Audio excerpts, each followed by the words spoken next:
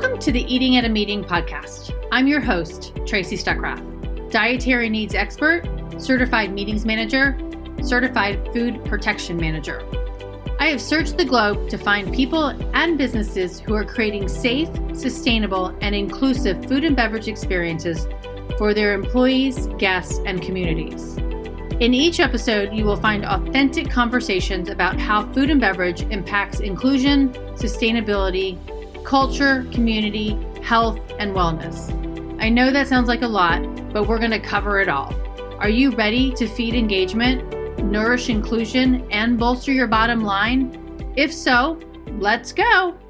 Hey, everybody, and welcome to a special episode of Eating at a Meeting. I'm excited to bring to you today a special episode because today is Global Meetings Industry Day. And the whole day is being celebrated by the industry across the board to show the value of meeting in person, having meetings to bring people together. And so I'm bringing these two guys together with me today to talk about sustainability in the events industry. And it's a really important topic, but really IMEX has been at the forefront of this across the board, as well as MeetGreen. So I wanted to bring them together to talk about what they've done at IMEX Frankfurt. So with me today is Eric Wallinger of MeetGreen, and he is the Director of Sustainability company. And then Roger Lehner.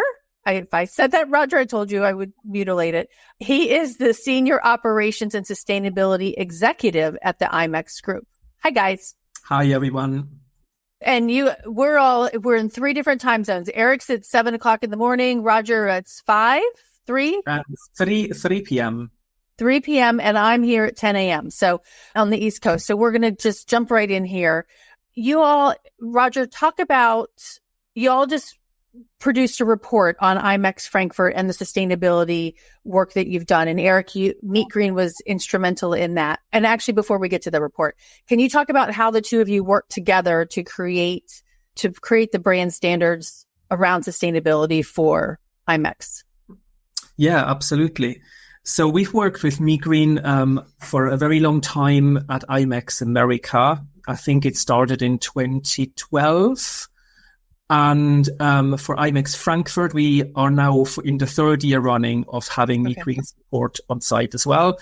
MeetGreen mainly do a few things for us. For example, the pre-event stakeholder engagement, which is very important. We have a few calls where MeetGreen put everyone together on one call to talk about our sustainability initiatives and where we can address any kind of critical points pre-event, and also where we agree what is measured and how the measurements are going to be delivered post-event.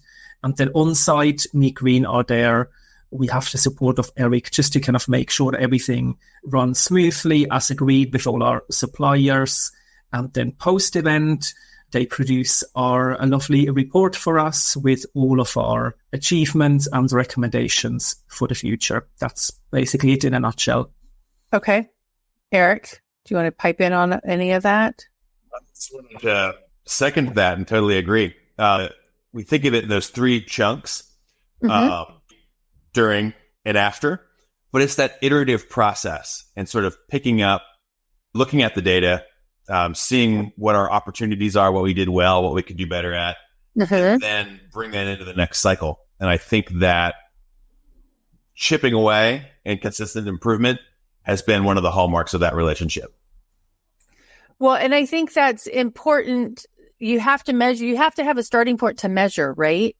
And I think that consistency is important across the board. What have you seen in that respect in helping across the board? Does that make sense? Is that redundant of what you just said? No, I agree. For us, we are lucky that our events are in the same locations year after year. In Frankfurt, we are always in the same place. In Las Vegas, we have changed host venue once so far.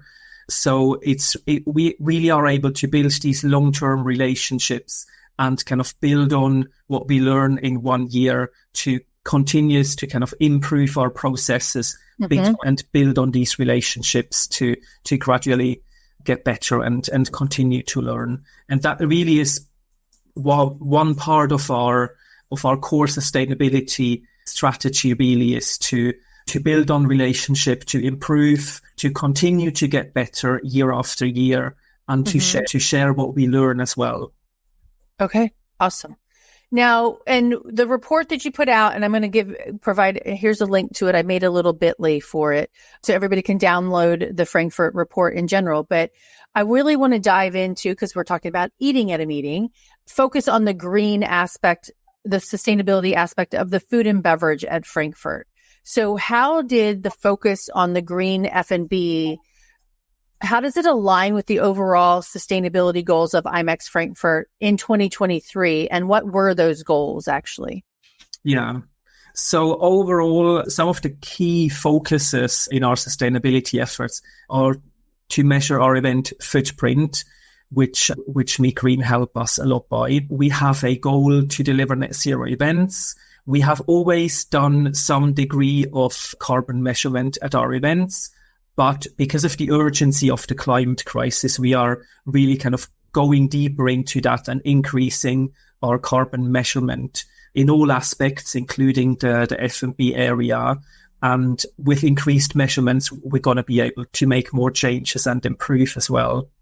We have sustainability education at our events, which is very important. And as education at our events is free, so we make that accessible to everyone. We share what we learn to amplify best practice, and we do that with our sustainability event report. We give back to our local communities, and we champion the positive impacts of meetings and events. That's broadly what we want to achieve and how we approach sustainability. And in terms of F&B specific, we want to avoid single-use plastic wherever possible. In terms of the serviceware, how the food is produced. We want to reduce carbon emissions through menu choices. We want to support the regional economy. So we try to source locally as much as possible and really kind of benefit from that double impact, that we have an impact in the local community, but also obviously it reduces emissions from travel because there are shorter distances. Right. And in general, we want to offer delicious, nourishing and safe food that's accessible to people. So that's awesome. The focus in the F&B area. And Eric, how do you measure, let's look at one of those, the single-use plastic. And I noticed that Earth Day on the 22nd is all focused on single-use plastic, which I need to delve into some more. But what are the goals in doing that? And how do you measure it and how do you not use them? Yeah. The aspects of sustainable food and beverage that we look at a lot is serviceware, because that is our primary in-show waste. It's very common in America to be at the waste dock quite a bit and just looking at what's coming through. Mm-hmm. And so we're not throwing away structural elements and so forth. It is food and beverage waste. And so we spend a lot of time working on that. IMEX in Frankfurt had gotten things to a very high level in terms of plastic reduction before I even became on the program for Frankfurt. And so we were kind of in that first year that I was involved with it, almost doing a single-use plastic audit in food and beverage, like kind of notating anywhere small amounts that it was. And we got an assist in the past year from German European law, which has helped kind of take the final pieces out. So we're right now either compostable or reusable. Okay. And so how to measure? We're looking at the embodied content of a lot of these materials. So embodied means what is the footprint to produce, manufacture, transport? So some of this comes from academic research and so forth, and we come up with a model. I'll just say one more thing about plastic is that the region of Frankfurt, which I believe is Hesse, the state of Hesse, much of its plastic goes to a polymer center, which is a kind of new kind of plastics recycling. Okay. This new technology is actually deploying in the United States. The first polymer center in the United States is in Las Vegas, interestingly enough. Right. Yeah. Which Mandalay Bay's waste will be going to supposedly this month. So IMEX this fall, plastics will be treated slightly differently. So we don't know yet, but in some ways the process is changed, gives us higher confidence that plastics are actually being recycled and recycled with less enriching. So less virgin plastics. And so I'm not saying the narrative has totally changed at all, but there is some new technology that's happening, and IMEX Frankfurt and America are both feeding into this new technology that we're learning more about. Okay. And that's really interesting because it is like, where does the plastic go, right? And how does it get reused? And I know in the water episode that you and I did last year, you were going all the way down to how much water was used to make the plastic bottle that's being utilized. But when we're talking about single-use plastics at an event, I mean, I'm thinking the silverware, right? And then the packaging that water bottles, even maybe aluminum water bottles, is wrapped in. Can you talk about what that single-use plastic is and that you have reduced? Well, the different plastics have different resin codes. So you'll see, you see that number on the bottom of plastic? Yeah. Mm-hmm. 1 through 7. And so we basically are separating our plastics that we do have in our waste system into their various categories. Mm-hmm. Problem is that plastics recycling is mostly market-based.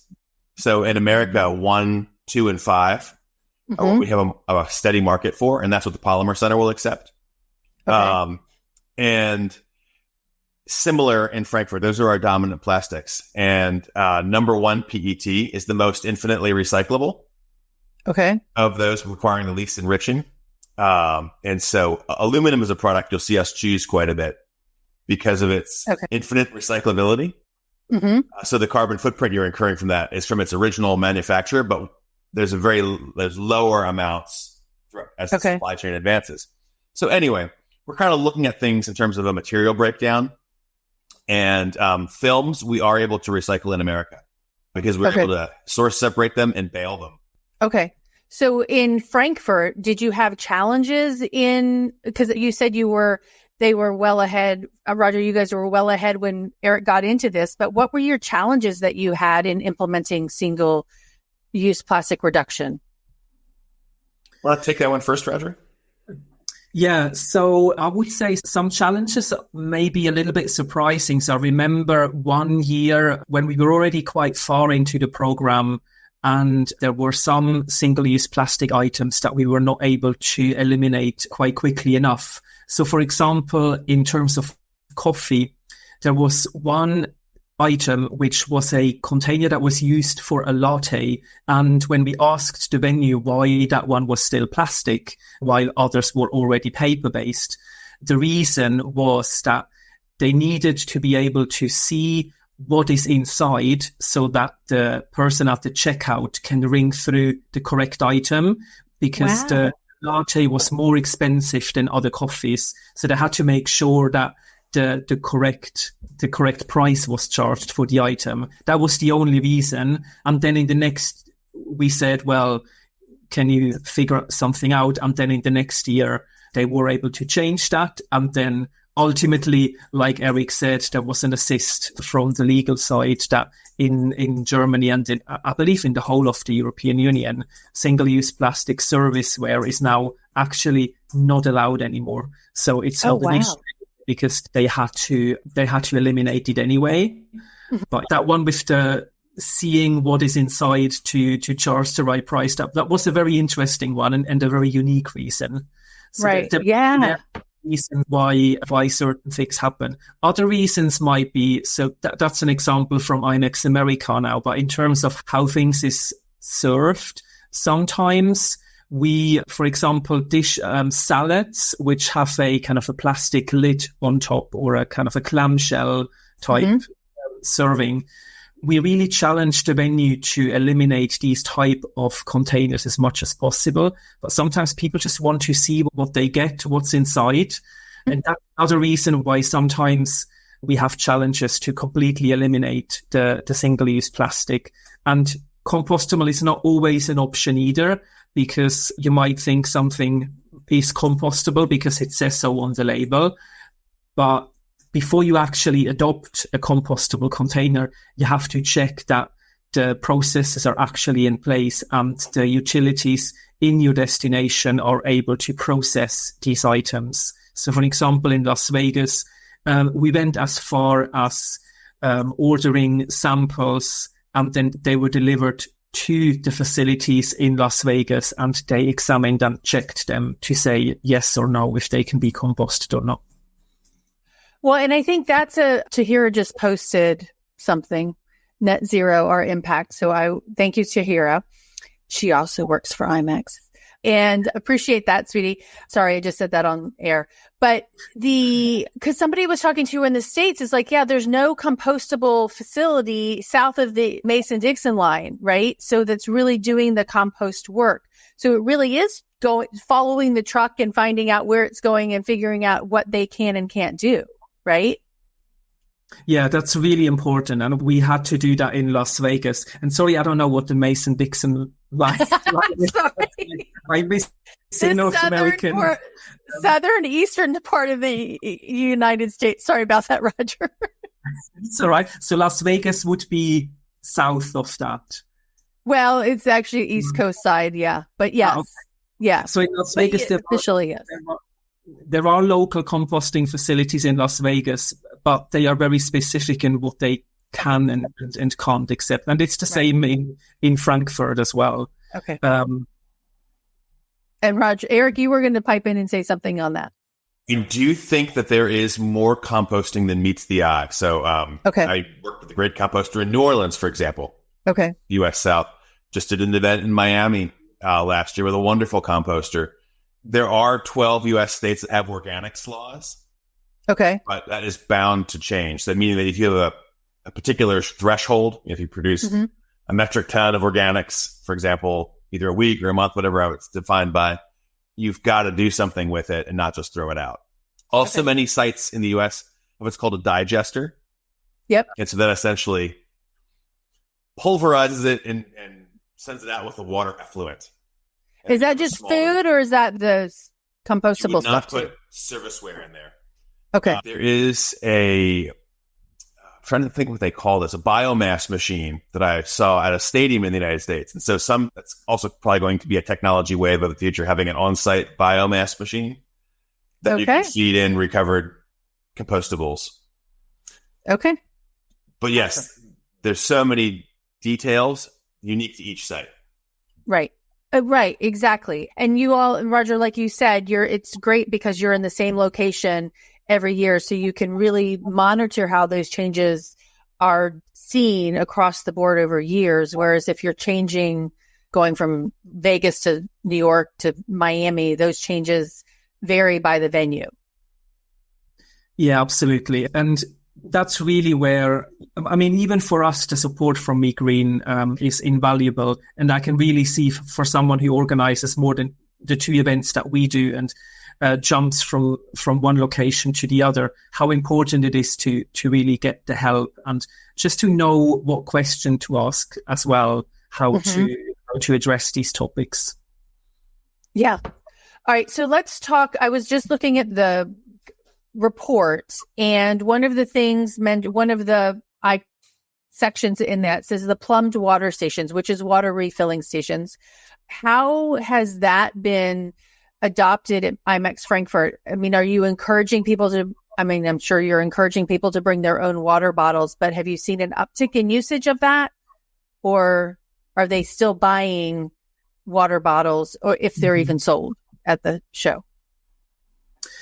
Yeah, they are sold at the show. We don't actually measure, we don't have any specific measurement on that. So what we do is because there aren't any inbuilt water station at the venue like there are in other places, we have our own supplier and we provide these in certain locations. And what we try to do as much as possible is to build it into our communications to make sure everyone knows that they have the ability to bring their own water bottles to come on site, to refill on site. And then one thing that's interesting in Frankfurt in terms of water is actually that all the booth catering The majority of that is actually served in glass bottles, a deposit scheme. So when an exhibitor orders water, they pay a little bit extra because they receive the water in glass bottles. And then at the end of the day or at the end of the event, the catering company, they go around and collect all the kind of the crates with the empty bottles, and the exhibitor gets the deposit refunded. So that is one way how they have addressed the plastic. And they get glasses as well, rather than just the kind of the paper or the plastic cups to serve water as well. So they really have a big stock of reusable serviceware that exhibitors can get from them. Okay, awesome. Here. From going back of house to many of the Frankfurt hotels serving IMEX, or Alte Au Pair, Messe Frankfurt, back of house in German venues is full of racks of glass bottles. Oh, wow. So this deposit scheme really does incentivize recovery. Glass is one commodity that in the United States, it's not recycled in some municipalities because it's cheaper to make virgin glass. Right. Just the economics of it. Not that it's right to do that, but that's just how it plays out. So anyway, it's just really interesting to see at a German venue, the rigor in terms of truly recovering and reusing the glass. It's not broken. It's neatly in racks. Well, it reminds me of being like 6 years old and you would go take your soda bottle back to the grocery store and get your 5 cents, right? So it's teaching them, but in this larger scale. Yeah. Another piece is the water in the U.S. That was, I think, Wallop Water, Roger. They have some really interesting tracking that we saw at IMEX America in 2023. So that has sort of like a measurement component, which I thought was really fascinating. And Mandalay Bay, with the remodel that they just completed, there is a number of water stations in all the foyers, at North Convention Center, and those do have a counter on it. And at IMEX America, I mean, we took a reading on Sunday, and then took a reading on Friday, and just did the math between there. Oh, that's like smart idea. Yeah. Just because it was available to us. Right.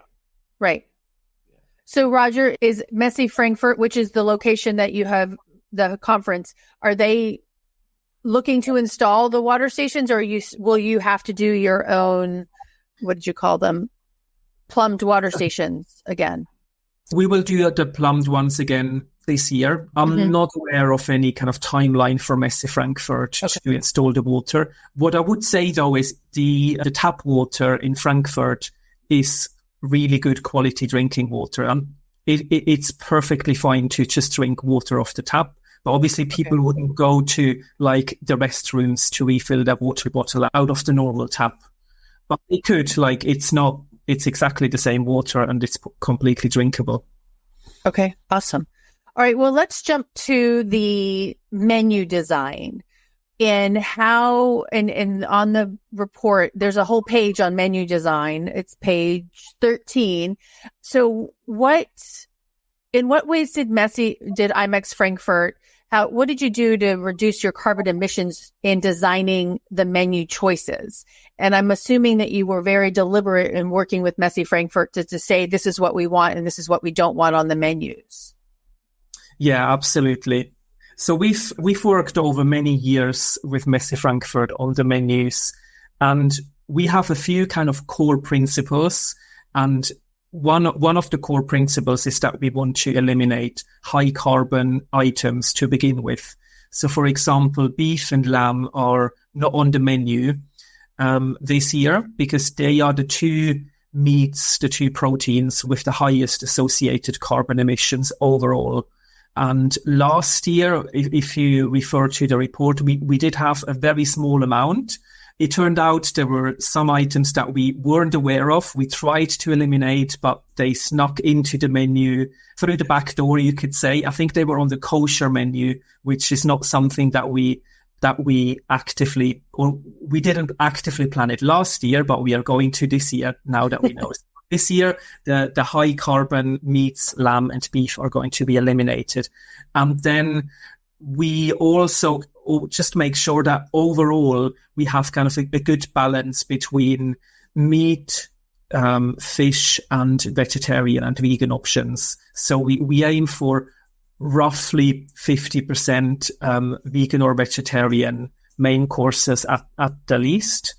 And one thing which is very specific that we are very insistent is that these options are always listed first on the menu.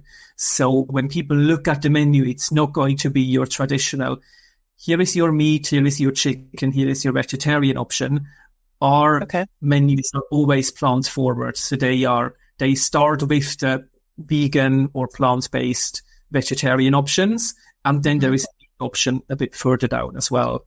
And that might be a very slight change, but we actually believe that it has significant impact. We don't have actual data on it, but I know from speaking to people that they just chose, for example, the plant-based burger because they knew, oh yeah, IMEX is a sustainable event. They saw the plant-based burger. Okay, that's probably what I'm going to have to get because there won't be another burger.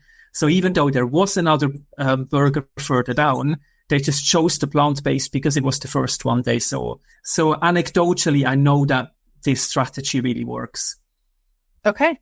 That's interesting. Well, and there has been some research on that, I think on small scales, is when you put that in front of them, in front of people, they will choose that versus the other because it's just changing your thought process. So, and did you see, and I don't know if you're tracking the purchasing history of people at the thing, were you seeing more purchases of that across the board? Are you tracking that? We probably could. I don't think we have done in the last report. But one thing that we have tracked over the last couple of years is at our gala dinner, which always happens on the Wednesday evening. It's the gala event where several awards are given out, industry awards, our own academy awards. And for the first time last year, we kind of changed the way the registration works. So in the past, we asked during the registration process or the kind of invite process if people had any dietary requirements. So if anyone was vegan or vegetarian, they could select that at that point. What we did differently last year was that we gave everyone the option if they wanted the meat or the plant-based option. And we accompanied with a message to say that we have put together this really amazing plant-based menu, and it is better in terms of sustainability, and really wanted to encourage more people to select the plant-based option. And in the past, we had about 10-12% of registration saying they were vegan or vegetarian. So that meant 10-12% had the vegan or vegetarian option. But last year, that jumped up to well over 30%. Wow. So that was a really big increase, and we're hoping to repeat that again this year. Awesome. Eric, did you have something you wanted to say about that? I agree with Roger. Also, that idea of changing the default. So in the past, the default was a non-vegetarian meal. Like any vegetarians out there? And so IMEX has changed the default somewhat in the way that it's presented this. Mm-hmm. Also, what was really interesting is that attendees are given these options.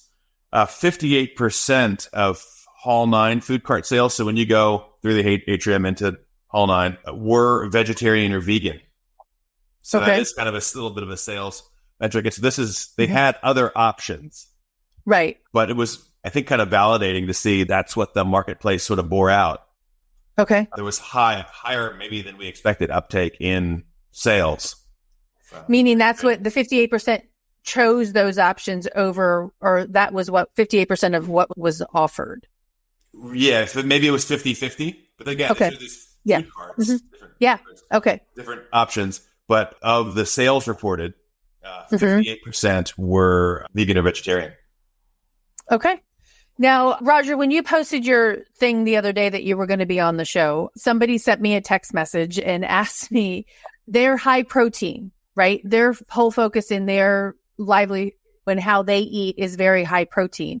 So when you're designing these, and he said he's had trouble eating at IMEX events to meet his dietary needs of high protein. And I know someone else that has to have animal protein for whatever reason she has.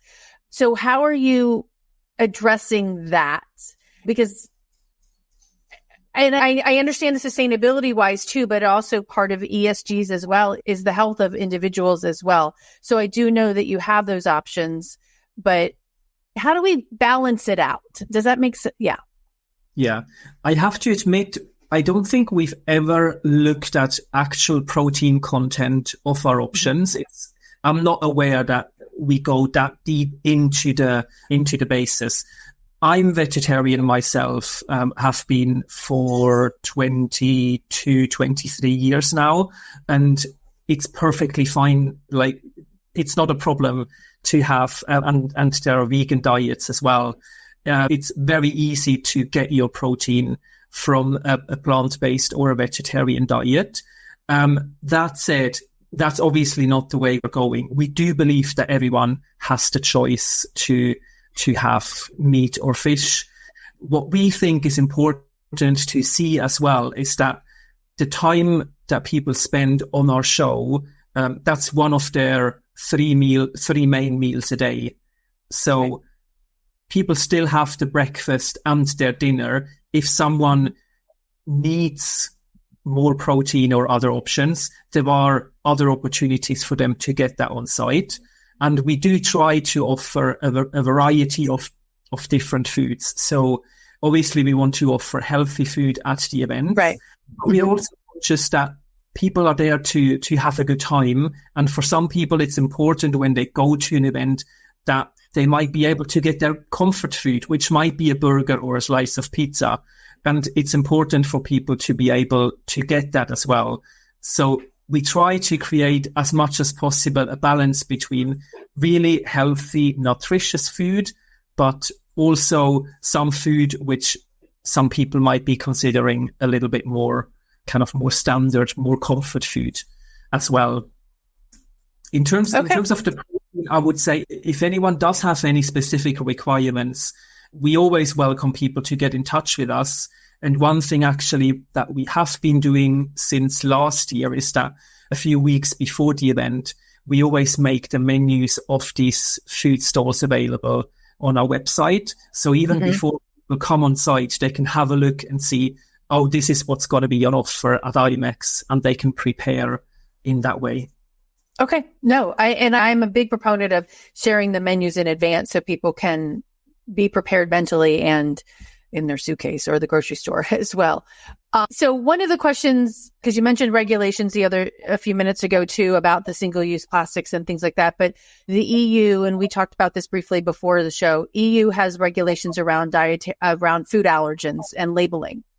And so how do you, when you're choosing these menus, are you working with them also to provide options that meet different food allergen needs? Like, I mean, the vegan dishes would be free of probably all the top four in the EU. It's 14, but there could still be cereal that contains gluten, right? So how are you managing the gluten-free options, the nut-free options, things like that when you're designing your menus? Are you doing that as another way of sustainability practices?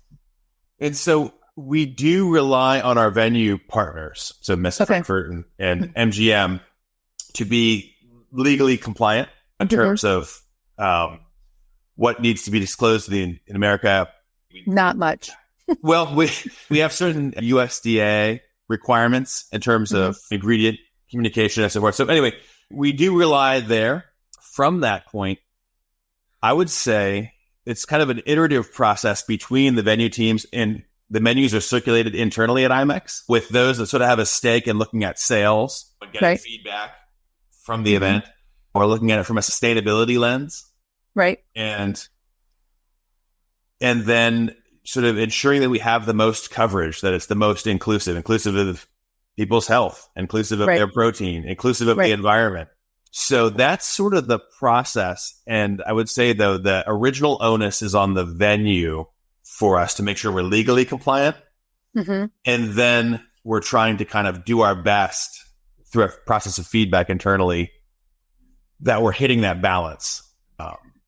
Well, and I'm just going to throw my personal experience in, and I talked to chef at MGM last year, but none of the hot entrees were gluten-free last year at IMEX America, that is. And he realized that after the fact. So it's like so that required me to go off site to go get something to eat, because even all the salads contain gluten on them. So that's kind of where, that means that something, and I look at it from a perspective of too, is like, if I put down a plate in front of me and you all are asking, which I love and very much push for people to do, but if it's put in front of me and I can't eat it, then that plate is getting thrown away. Right. So that's another sustainability aspect of that. So just to throw that in there into your mix of designing menus. I have to kind of put my hands up here and say it's not, and as your example shows, it isn't something that we actively do. And I don't think we've received much feedback about that. So it's really important to kind of get that kind of anecdotal feedback from individuals as well, because if no one really says something, then it's really difficult for us to improve. But now we know, and we can try to do something about it. One thing I would say is in Frankfurt, an option that we do have there, luckily, which we don't have at IMEX America, is that there is a self-serve restaurant as well, which is kind of like a buffet. And I would very much hope that would give a good option for the majority of people, because they can just help themselves to the things that are safe for them to eat. Yeah. No, and I agree. And I hope, hopefully they do. And I know there's lots of laws on that. Eric, on your sheet of paper, lots more laws on labeling to the consumer in the EU. In the US, there's not laws on labeling to the consumer except on prepackaged items. Hopefully it's coming, but you had that sheet up and I know you had that, but last year, and because I haven't been to Frankfurt's event late in a couple of years, but last year on the MGM one, you had the little icons with the water and things like that. Are you doing that at the Frankfurt event too? And how do you figure out that? Been water-wise? Yeah, water-wise, and I think there was another one you had. Maybe it was just low carbon and water-wise. Yeah. Okay. And so that comes from academic research. You'll see some of it on Our World in Data. Poor and Nemechek, there's a research pair that's published a lot on this. There's others, but they're round estimates. But they're looking at the manufacture of food.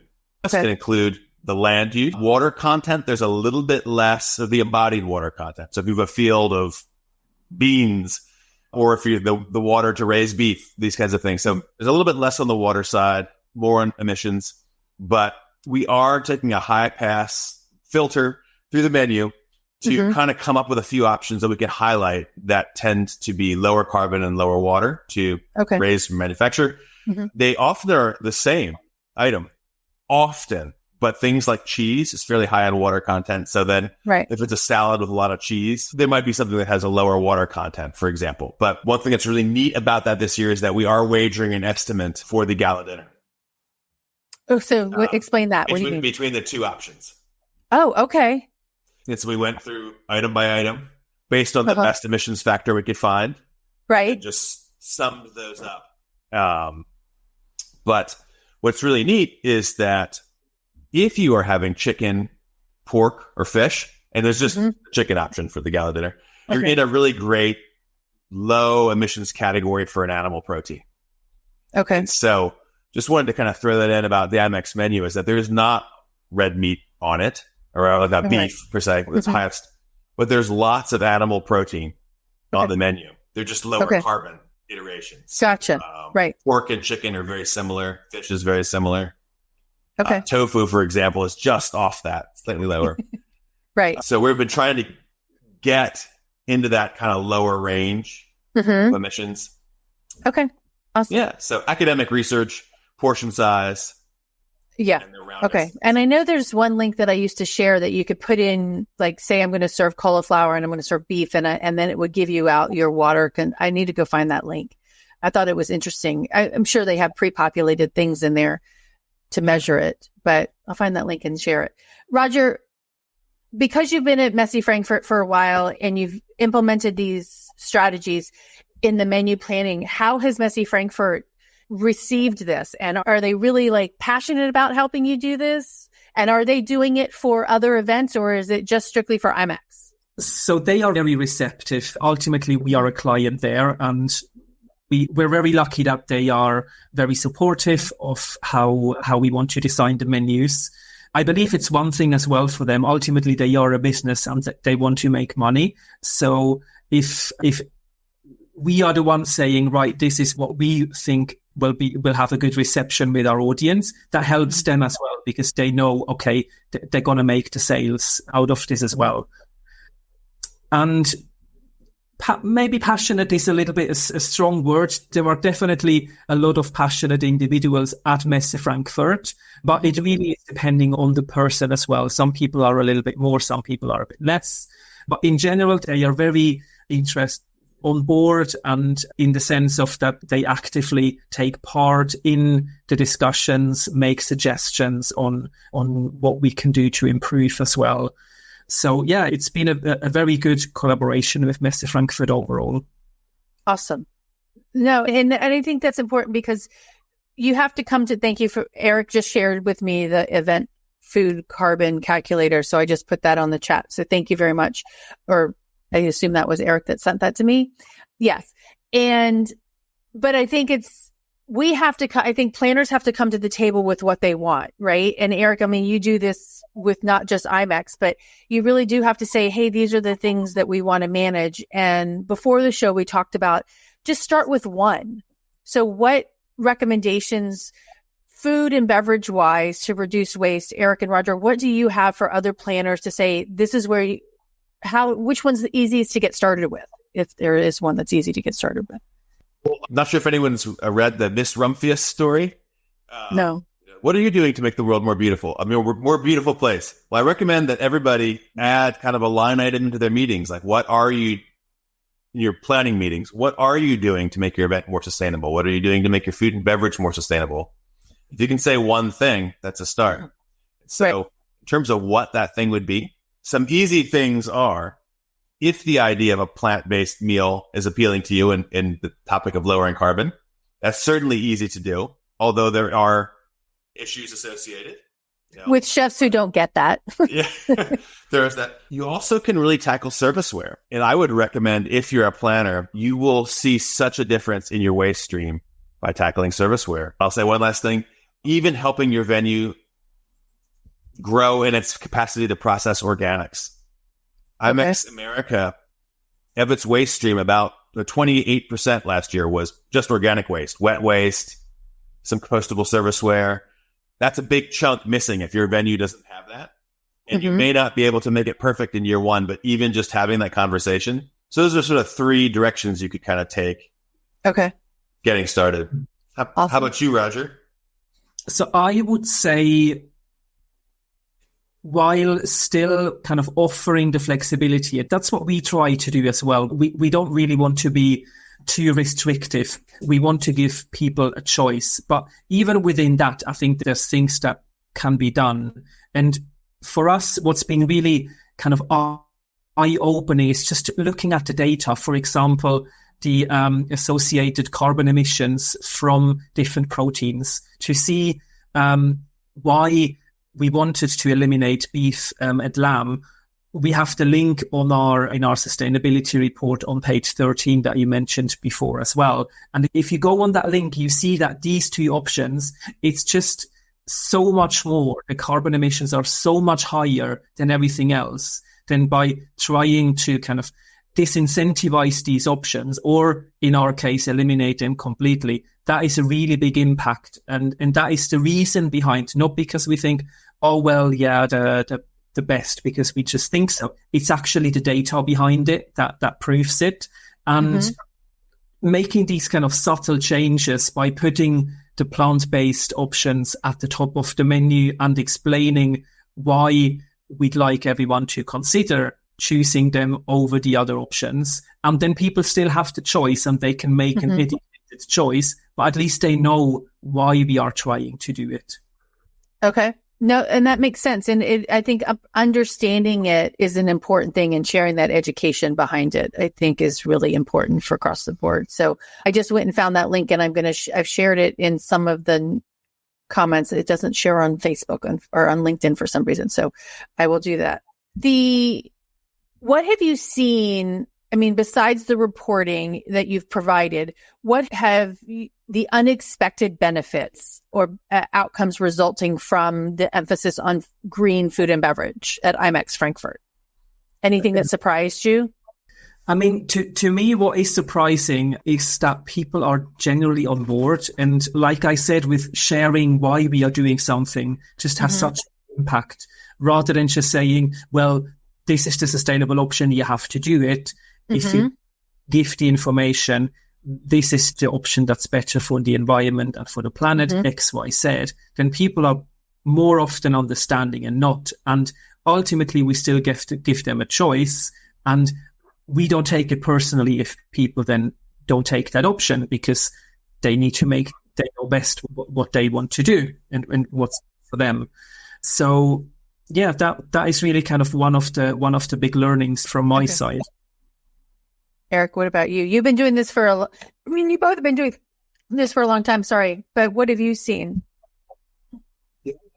Just to echo Roger's sentiment, that stat about 58% of Hall 9 food cart sales were vegetarian options, that was surprising. Right. We do feel like attendees are on board. I also am surprised at the power of reusable serviceware. So Centro and Granello, we can get numbers from the meals that we sell there. And so those are all on reusable serviceware. Those are the two kind of restaurant outlets inside of Messe Frankfurt.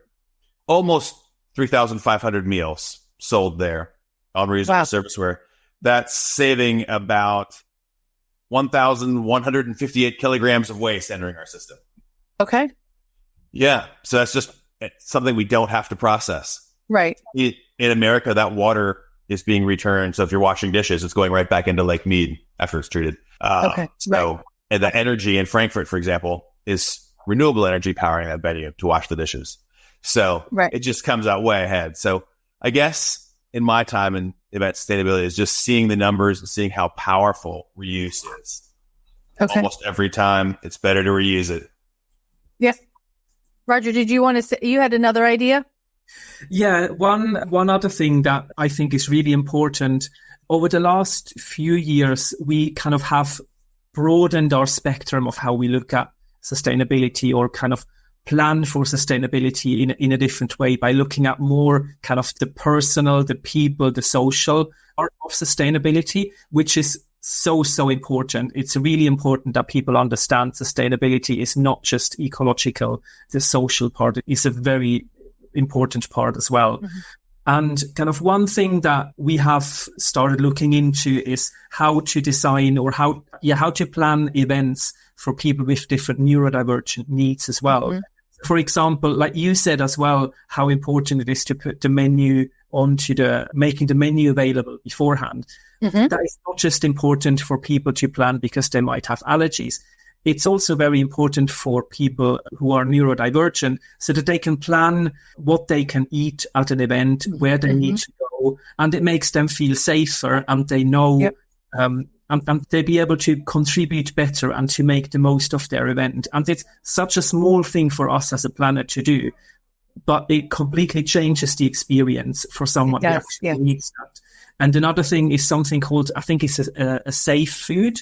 So it's important that people know if they are in a difficult situation, maybe at an event, something unexpected happens that they struggle to deal with. A safe food might be something that can help them deal in a situation like that. So if they know that they have that available at an event, that can really make a difference for them as well. Thank you so much for bringing that up, because it is something that we don't consider. And I've had a couple of guests on the show to talking about that. One of them was talking just about the alcohol, and right, she doesn't drink because she's autistic and she doesn't want to add that. So she wants non-alcoholic that's not filled with sugar, right? So those kind of things really play into that person's experience. And she did mention too, like the food textures, right? So understanding those things. And so thank you so much for doing that and bringing that up, because it is a different aspect of inclusion when you're thinking about food and beverage. And as well as the people who attend our events who are visually impaired, or making sure that those documents are also available for them, or people who utilize wheelchairs. Can they access the space? So that's a whole nother element of inclusion and thinking about that social aspect of sustainability. So thanks, Roger. I love that. Two final questions, because we're getting to the top of the hour here. One thing, Eric, you mentioned to me before the show is that you and Roger have a monthly IMEX Green stakeholders call that all of your stakeholders from various departments come together. Can you talk about how that started and how that has actually really impacted the growth of your sustainability, or the development of your sustainability goals and achievements? Both of you can pipe in there. This started before my time. Oh, yeah? I took up I was handed the torch when I started at MeetGreen, and I don't know, Roger, did it even start before your time? Or it did. Yeah, it started before my time. So I was in finance before I joined out of the business. And it was, when it was even before my time. And I would say it is the kind of the most important part, to get everyone together, even for something as simple as checking that a receptacle to serve something is able to be recycled or composted at a venue. Sometimes these conversations wouldn't happen even if they are departments of the same venue, but we bring them together on that call. So it's groundbreaking. It's really important. It's the most important part, I would say, of what we do. It's all related. Yeah. And food and beverage decisions are waste management implications, right? Mm-hmm. Communications implications, and it just goes on and on. Supply chain. Well, and it's even like talking to Aurora Dawn Benton about sustainability too, and getting the front of the house staff to talk to the back of the house staff too is really important, because the back of the house staff doesn't necessarily know what goes into the waste bin, right, at the end of the day, because maybe they've already gone home, right, or vice versa. So I love that you're bringing all of those stakeholders in to have those conversations, because we don't necessarily see what ends up happening on the job, right? Exactly. Yeah. Yeah. Okay. So my final question for both of you is thinking about food and beverage, and what does a safe, sustainable, and inclusive, or sustainable, safe, and inclusive food and beverage experience mean to you when you're looking at it from the sustainability, all of your standards in creating an event? Wow. It's a big question. And I'm going to be completely honest. I think the perfect solution might not even exist, because everyone is just so different. I would say it's really difficult to design something that is perfect for everyone. So I think the most important part is just recognize that we are all just people, and we can connect with each other and we can talk to each other. And if we approach it that way and just try to be understanding and help each other, I think that is the most important. So really an invite, if anyone does feel that they are not heard or are not getting what they need, to speak up, and for the planner to make that opportunity available as well, to reach out and say, look, this is what we're planning to do, but we're open to feedback. Okay. Awesome. Eric, I know this is probably the fourth or fifth time that I've asked you this question, so it'll be interesting how you answer it this time. Well, I'll try and be really brief, but it's about that integration. I think it's expanding the view of food and beverage to include people and planet in many ways. I mean, we're looking at health of people, the health of planets. We're looking at regionality. We're looking at education. So that's what that means to me in events. And similar to Roger, that balance is always changing. I mean, when we're putting an emphasis in one place, another place, maybe we could be doing more. And so we're constantly reflecting and adjusting that ratio of the different areas that we're looking at. Right. Well, and I think both of those answers are really important, because Roger, I mean, none of us are perfect and we can't do all of it at one time. And the little steps that we can take and trying just to make everybody feel as comfortable as they can be, and getting that feedback is important. So, and Eric, just looking at the data and all of that really helps us grow. So nobody's going to have the 100% perfect, 100% sustainable event all the time, Roger. So, but kudos. Right. Exactly. Just keep trying. Adding more on, you're going to get completely as sustainable as possible with the goal of net zero. So kudos to you all for taking the steps and being the leaders in what we're doing in the industry and what we should be doing. Actually, that reminded me, one final question really quickly is Julius Solares posted this week on LinkedIn. He said, there's studies out there that saying planners aren't really into this and wellness is not at the forefront, but there's so many people like you, the two of you, that are very passionate about this, and organizations that are passionate about this.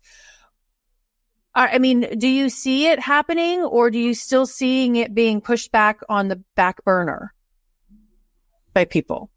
There's definitely more people who can join the party, and we definitely invite and welcome everyone. And I think that there is a shift happening, but sometimes it just seems that when you look at it, it's not happening fast enough. Mm-hmm. So we just need to remind ourselves to kind of celebrate the successes as well.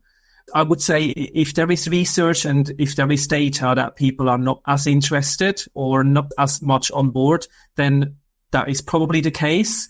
But I am pretty certain if you had done the same research 5 years ago, you would have seen completely different figures. I do believe that there is a shift happening towards more consciousness. Awesome. As well. And I may get a skewed perspective working at MeetGreen because our clients tend to be very passionate about this. But at the venue side, and we do work with many suppliers and in many different areas, I don't think it's just lip service. I really feel like there's tangible progress that's been made and that there is growth globally on this topic. Okay. Awesome. Well, yay. Julie. And room to grow. And room to grow. There's always room to grow. So thank you again so much for both of you and what you do to help save our planet and keep us all healthy and safe. I appreciate you being here. Go celebrate Global Meetings Industry Day the rest of the day. Woohoo, we love what we do. And actually, next week on the Eating at a Meeting podcast, I actually have the eco-friendly beer drinker on the show. And he's going to talk about how he's going to bring insights to the beer brewing industry and how consumers and we as planners can be more environmentally conscious with our beer service. So I'm excited to bring that conversation to the table. So everyone stay safe and eat well. And until next Wednesday, I will see you then. And guys, stay with me for just a second. Thanks, everyone. Have a good day. Thanks for listening to the Eating at a Meeting podcast, where every meal matters. I'm Tracy Stuckrath, your food and beverage inclusion expert.